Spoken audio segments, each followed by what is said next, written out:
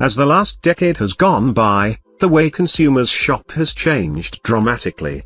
We used to go to the store to buy something, but now we have access to almost every major retailer online. Aside from these changes, retailers have also had to come up with ways to continue their appeal to consumers.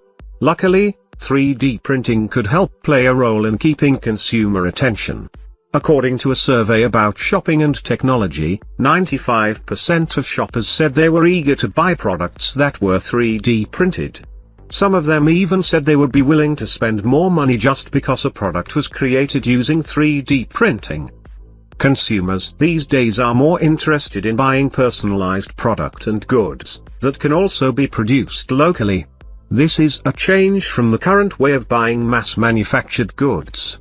Some retailers have caught on to this, such as Nike, Adidas, and 3shoes.com, and look towards shoes being 3D printed in store or even at home. A Boston-based company even debuted a 3D knitting technology to be used towards making custom blazers. A survey also found that shoppers are more willing to shop from a store that sends viral notifications.